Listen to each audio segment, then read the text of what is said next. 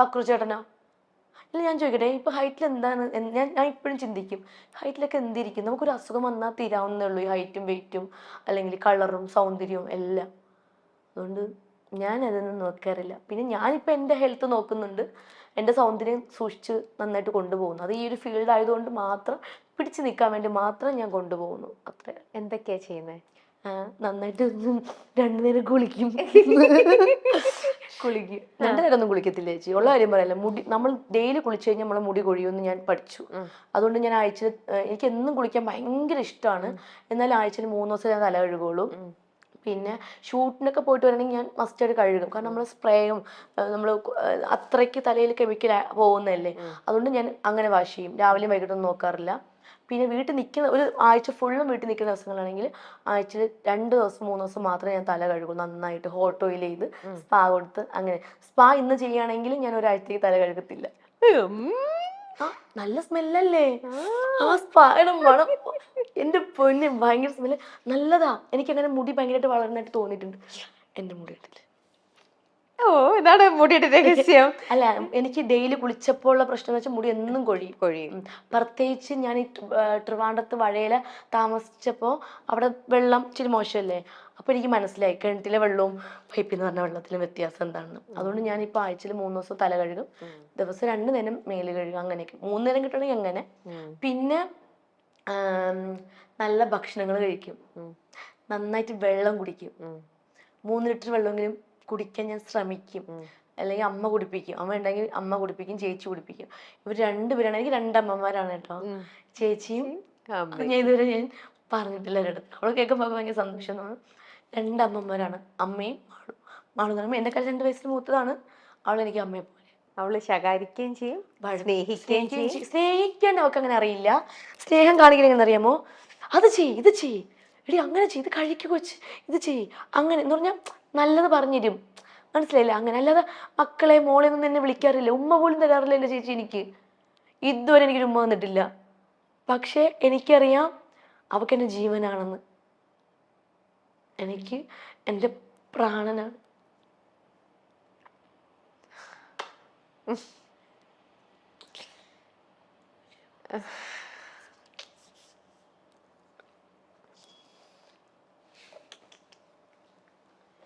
അടുത്ത ക്വസ്റ്റ്യൻ ചോദിക്കൂ.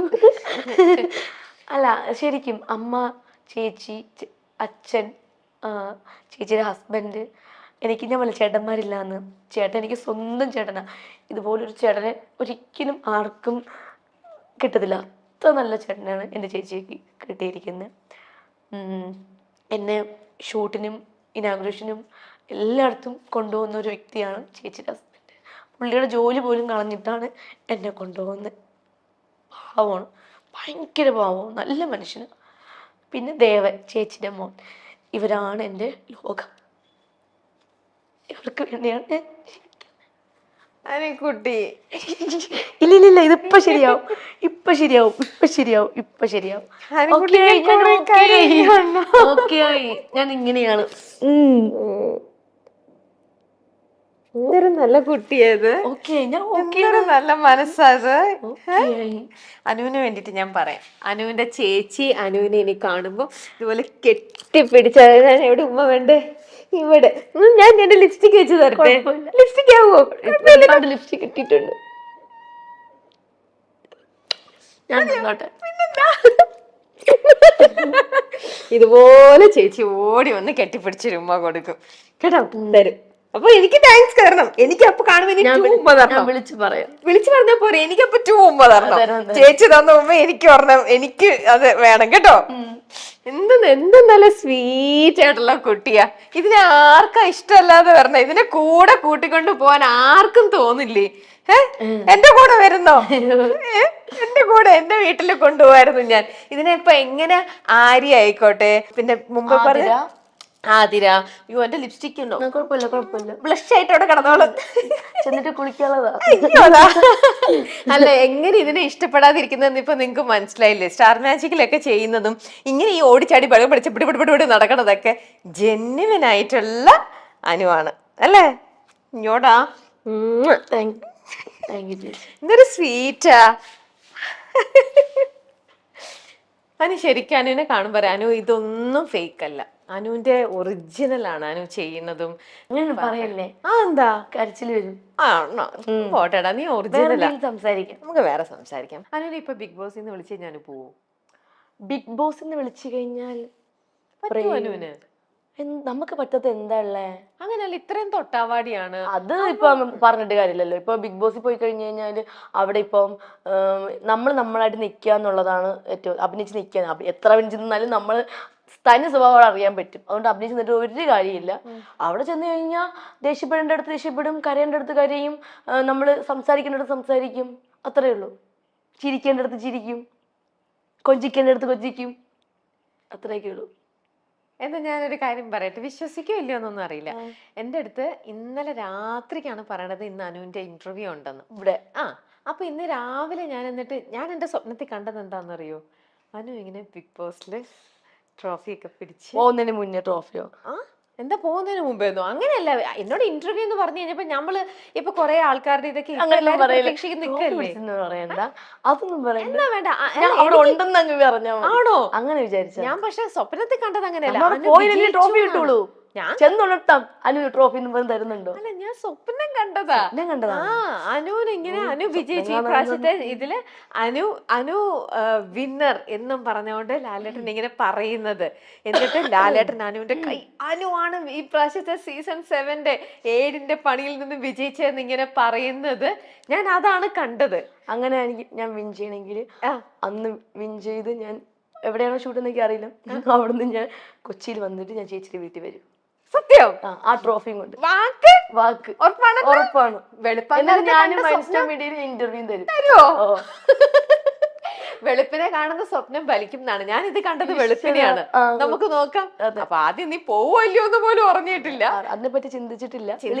എന്തായാലും വിളിക്കണമെങ്കിൽ പോവും, ഇപ്പൊ ഫ്രീ ആണല്ലോ. അപ്പൊ പോവും അല്ലേ? അപ്പൊ എന്തായാലും എല്ലാവരും സപ്പോർട്ട് ചെയ്യാം. നീ ഗപ്പും കൊണ്ടുവരും. അതെനിക്ക് ഞാൻ ശ്രമിക്കും. എല്ലാവരും കപ്പും കൊണ്ട് വരാനാണ് ശ്രമിക്കുന്നത്. ഇനി കപ്പ് കിട്ടിയില്ലെങ്കിൽ ആ ബാത്റൂമിൽ കിടക്കുന്ന കപ്പാണെങ്കിൽ ഞാൻ കൊടുത്തുകൊണ്ട് വരും. ബാത്റൂമിലെ കപ്പല്ല, ലാലേട്ടൻ തരുന്ന ഗിഫ്റ്റും കൊണ്ട് നേരെ ഏറ്റവും വലിയ ആഗ്രഹം ലാലേട്ടൻ. എനിക്ക് ഏറ്റവും വലിയ എന്താ ആഗ്രഹം? എന്റെ ഏറ്റവും വലിയ ആഗ്രഹം ലാലേട്ടന്റെ അടുത്ത് നിന്നിട്ട് ഈ കയ്യില് ഞാൻ ഈ കയ്യിൽ ആരെങ്കിലും ആവട്ടെ നിന്നിട്ട് പെട്ടെന്ന് ലാലേട്ട ഈ കൈ ആയിരിക്കും പൊക്കണത്. അപ്പൊ ഞാൻ ചെറുതല്ലേ, ഈ കൈ പൊക്കുമ്പോ എനിക്ക് പേടി, പെട്ടെന്ന് ഈ കൈ പൊക്കാതെ എന്റെ തന്നെ പൊക്കണേന്ന് എന്റെ ഏറ്റവും വലിയ ആഗ്രഹം.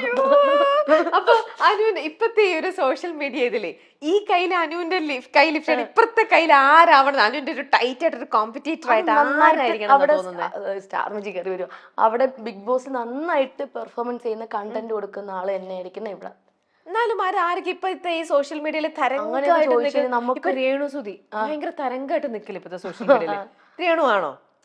ഒന്നും പറയാൻ പറ്റത്തില്ല. അത് നമ്മളിപ്പോ കാണുന്ന ആൾക്കാരെ ആയിരിക്കില്ല അവിടെ ചെല്ലുമ്പോ. ഇപ്പൊ ഞാനാണെങ്കിൽ പോലും ഇപ്പൊ കാണുന്ന ആയിരിക്കത്തില്ല അവിടെ ചെല്ലുമ്പോ. ഞാനായിട്ട് നിക്കുള്ളൂ, പക്ഷെ നമ്മൾ അവിടെ ചെല്ലുമ്പോ നമ്മുടെ സ്വഭാവം മാറുന്നാണ് എല്ലാരും പറയുന്നത്. ആണോ? പിന്നെ അപ്പൊ ഒറ്റപ്പെട്ടു പോകുന്ന ഒരു നിമിഷം വരുന്ന പറയണേ. നമുക്ക് നോക്കാം.